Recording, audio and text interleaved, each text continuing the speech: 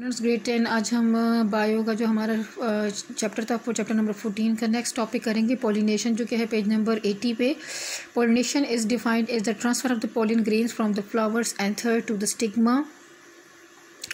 To types of pollinations are recognised. दो तरह की पॉलिनेशन तो स्टूडेंट ये अपनी अंडरस्टैंड करनी है और डेफिनेशंस बिल्कुल लफ्ज़ पर लफ्ज़ याद करनी है। Self pollination is defined as the transfer of pollen grain from the anther to the stigma of the same flower और the other flower of the same plant.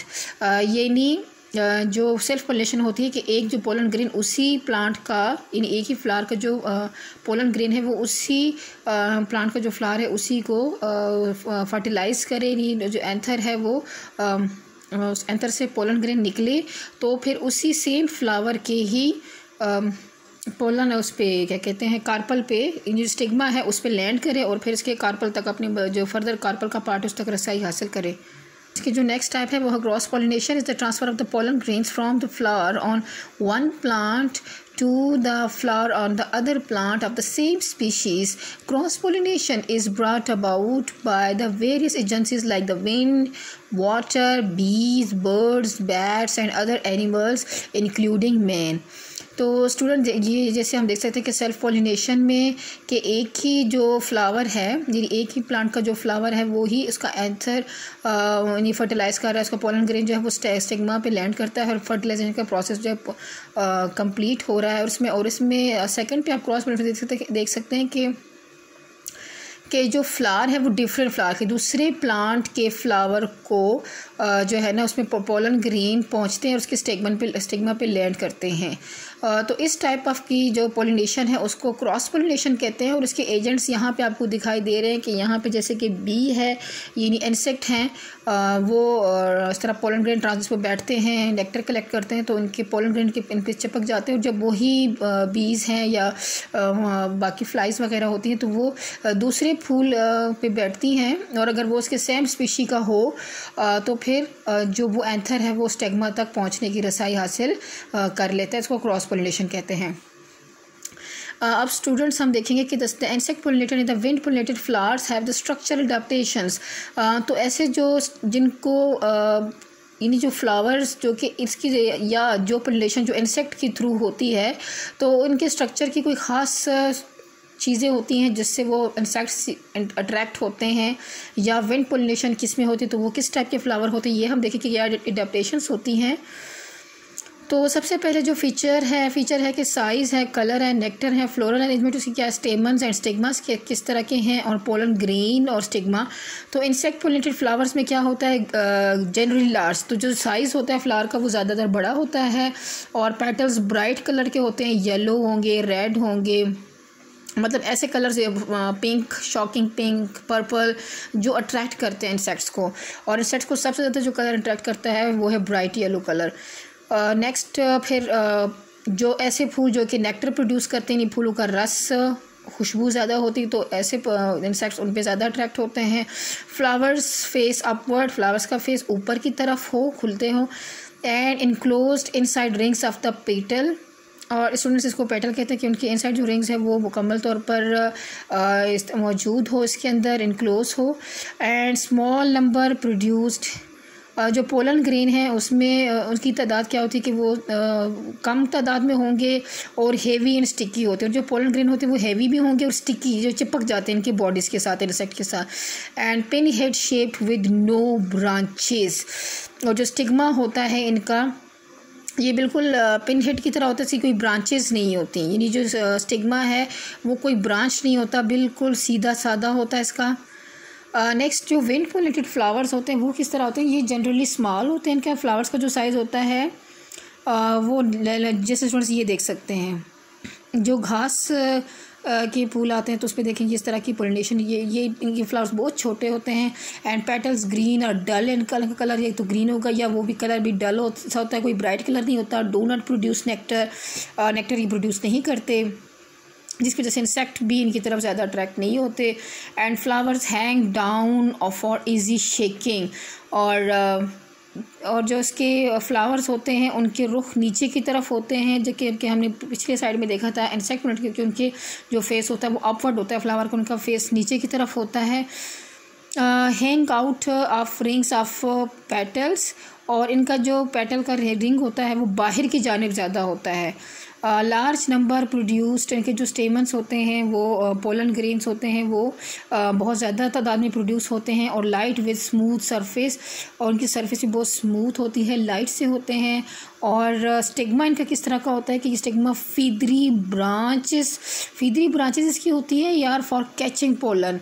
फीदरी branches यानी इसका जो स्टिग्मा है उसके अंदर भी जैसे छोटे छोटे फीदर्स टाइप होते हैं, तो उससे क्या होता है कि जो पोलन, क्योंकि हमने देखा कि इसके जो पोलन होते हैं वो स्मूथ सरफेस के होते हैं, तो वो उसको ताकि कैच कर सकें पोलन को, फिर वो स्टिग्मा तक आएँ और फिर वो नीचे, जैसा हमने पूरा प्रोसेस पिछले इसमें पढ़ा था, तो वो ताकि रिपीट हो सके। तो स्टूडेंट इसके बाद हम देखेंगे नेक्स्ट पे स्टूडेंट ये हम देखेंगे कि बनाना फ्लावर का एंड बनाना फ्लावर उसको फ्रूट किस तरह डेवलप होता है।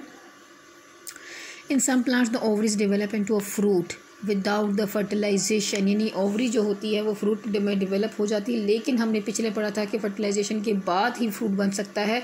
लेकिन कुछ प्लांट्स में ऐसा फिर भी है कि वो फ्रूट उनका बन जाता है फर्टिलाइजेशन जब कभी नहीं हुई इनसाइड द ओव्यूल्स। तो this process is known as parthenocarpy and it results in the seedless fruits, for example bananas and seedless varieties of grapes। तो जिन भी फ्रूट्स के अंदर सीड्स नहीं होते, जिसमें स्पेशल यहाँ पे एग्जांपल आपको बनाना और ग्रेप्स की दी जा रही है, तो वो पार्थिनोकार्पी मतलब उसके अंदर फर्टिलाइजेशन नहीं हुई होती और फ्रूट डेवलप हो जाता है। Insect example of the insect pollinated flowers are the buttercup, rose, wallflower, sunflower और orchid. It is example of the wind pollinated flower are the grasses, hazel, willow, corn, ETC। तो आपके पास काफ़ी examples हैं, तो you should remember at least two of each. Next हम देख रहे हैं कि development and structure of the seed. We know that the after fertilisation in the female gametophyte zygote divides repeatedly by the mitosis and develops into an embryo. At this stage, for example, gymnosperm and angiosperm, जो कि अगर plant flowering हैं भी या नहीं भी flowering हैं, ovule changes into a seed. The formation of the seed completes the process of sexual reproduction in the seed plants. Angiosperm seeds consist of the 3 distinct parts. तो इसके 3 distinct parts होते हैं। Number 1 is the embryo formed from the zygote. Number 2 is the endosperm tissue formed from the endosperm nucleus, and the number 3rd is the seed coat which develops from the wall of the ovule. तो student ये देख सकते हैं ये seed coat, अगर आप जैसे मूंगफली का छिलका देख सकते हैं कि उसका जो रेड कलर का हम जो कि आराम से हट भी जाता है, तो वो उसका सीड कोट होता है। इस तरह से ये एम्ब्रियो है। एम्ब्रियो फिर फर्दर इसे ओरिजिनेट होते हैं एक प्लेम्यूल और एक रेडिकल। ये इसका एम्ब्रियो है और ये इसका प्रॉपर जो है वो फूड सोर्स है, जो कि एंडोस्पर्म टिश्यू की वजह से बना होता है। और ये 2 दाला होती हैं, इसलिए कॉटिलेडन्स कहते हैं इनको, यानी बीच में से इक्वल हाफ में अलग हो जाते हैं।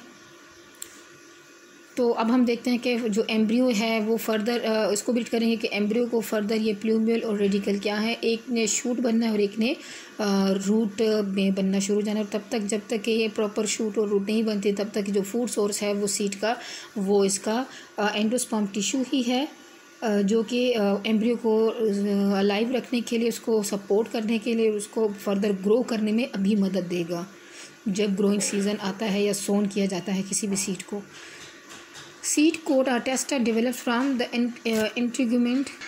Seed coat attesta develops from the integument originally surrounding the ovule, यानी जो ओव्यूल के इर्द गिर्द जो पर्दा सा होता है उससे डेवलप होता है। It may be a paper thin layer, for example the peanut के जैसे कैसे मैंने पहले भी डिस्कस किया, thick and hard, for example coconut का जैसे आप देख सकते हैं। Seed coat protects the embryo from the mechanical injury and from drying out, and there is a scar on the seed coat called the hilum. It is where the seed is attached to ovary wall. The scar on the seed coat called the hilum, जैसे तो बिल्कुल centre पे अगर किसी seed को division में आए तो फिर ये देखें इसको हिलियम कहते हैं। It is where the seed is attached to the ovary wall. At one end of the helium there is a micropyle, and this is the same opening through which the pollen tube entered ovule.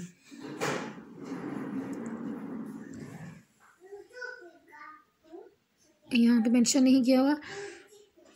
This is the same opening through which the pollen tube entered the ovule.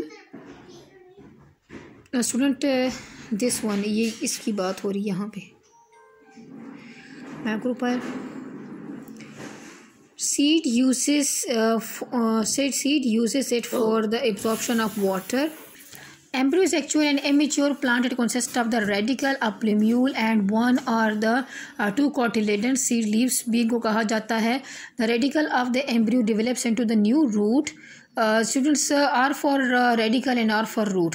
तो आपने confuse नहीं होना. प्लीम्यूल की शक्ल थोड़ी upward होती है, radical नीचे की तरफ. तो रेडिकल ने रूट को डेवलप करना है और प्लीम्यूल ने शूट को डेवलप करना है.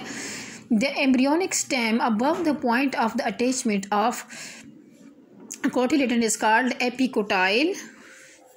स्टूडेंट इसको एपिकोटाइल कहते हैं. The embryonic stem below the point of attachment is hypocotyle. Within the seed there is a store of nutrient for the seedling that will grow from the stored food. इन जो हम पहले पढ़ चुके हैं कि that will grow from embryo in the endosperm. The seed stores food derived from the endosperm tissue. This tissue is rich in oil or starch and protein. In many seeds, the food of the endosperm is absorbed and stored by the cotyledon. Students, यहाँ आज का topic यहाँ तक. Next फिर इंशाल्लाह आगे हम चलाएंगे इस टॉपिक को. आपने यहाँ तक अच्छे से रीड आउट करना है. अल्लाह हाफिज़. बहुत ख्याल रखिएगा.